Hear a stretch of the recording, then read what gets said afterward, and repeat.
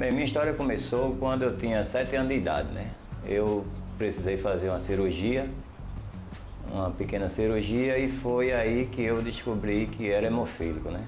O portador de hemofilia já nasce com a doença. Ela é genética e hereditária, passa de pai para filho, e são raros os casos em mulheres.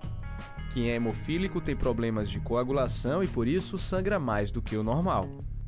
Então, há pequenos traumas que numa pessoa normal passaria desapercebido, nesses pacientes, de acordo com o nível do fator deficiente, eles podem apresentar hematomas, equimose, sangramento nasal. A estimativa é que no Brasil a doença atinja 11 mil pessoas. Um dos sintomas mais visíveis são manchas na pele. É como se fosse um machucado que demora a sumir, mas que na verdade são indícios de que houve um sangramento interno. Minha mãe me falou que aos 8 meses de idade apareceu uma roncha aqui no meu braço. Aí foi quando descobriu que eu era hemofílico. O sangramento também pode ocorrer nas articulações. Nesse caso, o doente sente dores e pode ter dificuldades para andar. Essa articulação vai aumentar de volume e vai secundariamente trazer sequelas no aparelho locomotor desse paciente, formando as hemartroses e limitando o paciente para suas atividades do dia a dia. O tratamento da hemofilia é feito basicamente com medicamentos derivados do sangue, os chamados hemoderivados. Em casos mais graves, pode ser necessária a transfusão. Os pacientes são atendidos em centros de hematologia e hemoterapia, como este aqui, que fica no Recife. Na eventualidade dos hemofílicos terem algum episódio hemorrágico com hemartrose, que é o sangramento das articulações, como algum sangramento qualquer, algum tratamento dentário que ele precise, todo ele é feito aqui no Hemop. E os produtos que nós usamos são produtos vindos do Ministério da Saúde, que faz licitação internacional, já que no Brasil não tem hemoderivados. Mas este homem, que há 20 anos é atendido no Hemop, acusa a instituição de negligência. Ele garante que durante o tratamento foi contaminado pelo vírus da hepatite C. A minha vizinhança, nenhum sabe que eu tenho hepatite C.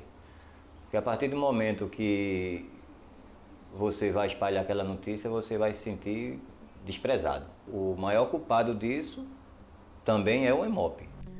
Este outro paciente também diz que contraiu hepatite C no Hemop. Mas a situação é ainda pior.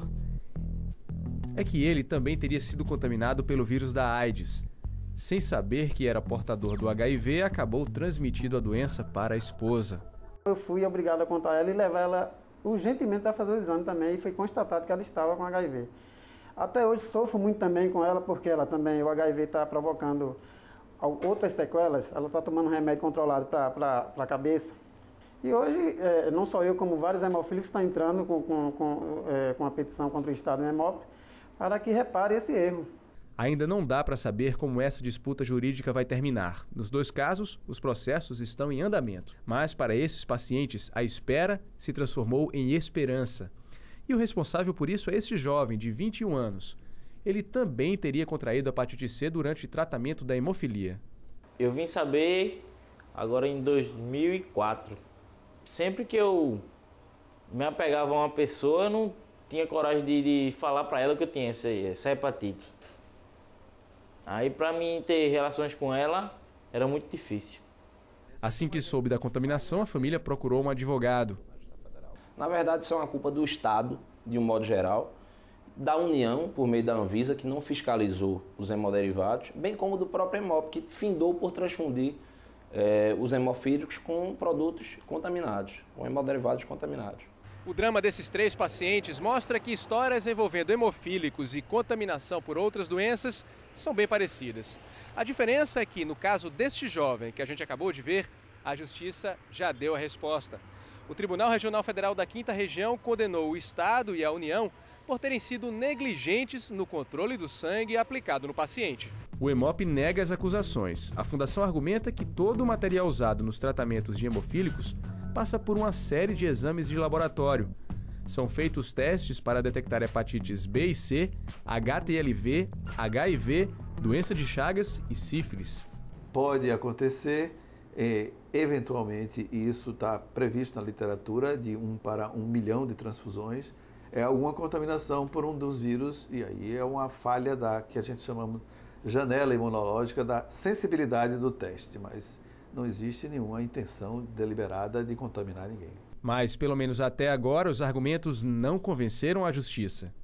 Num caso desse de transfusão de sangue, tem que haver prevenção rigorosa do tipo de sangue que é utilizado e nesse julgamento ainda de forma apenas numa plausibilidade do direito, foi verificado que não houve uma prevenção completa com todas as medidas acauteladoras que deve ter numa situação dessa natureza.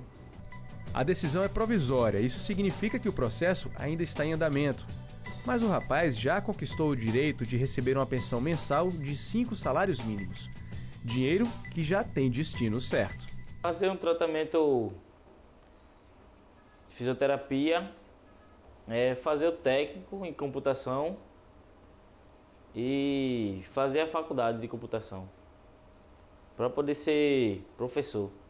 Pode ser a oportunidade de transformar uma história de sofrimento em superação. Foi justamente o que fez Alaide Elias. O filho dela também ficou doente depois de receber sangue contaminado. Rachid foi contaminado pelo vírus HIV numa transfusão de sangue não controlada no ano de 86. Depois dos 3 anos e meio, mais ou menos, ele começou a reincidir algumas infecções respiratórias e um quadro decorrente de HIV. Alaide procurou a justiça, mas na época da transfusão ainda não havia testes seguros para detectar o HIV e por isso o processo foi arquivado. O garoto morreu aos 8 anos, mas deixou uma mensagem que a mãe levou adiante. Alaide fundou e hoje coordena a ONG Viva Rachid. Bom, a ONG ela se propõe desde o início a prestar um apoio psicossocial na área de psicologia, terapia ocupacional e serviço social. Para que a gente não esqueça que, na verdade, cada pessoa dessa que se foi ou que está aqui na luta pela vida, ela seja vista como um cidadão. É exatamente o que esses pacientes esperam, ter acesso à cidadania. E a gente está nessa peleja aí, pedindo, apelando, né, para que a justiça, né, que seja feita, né, que queira ou que não, nós perdemos a saúde. Pelo menos que a gente consiga alimentar a família e que morra, pelo menos morra dignamente.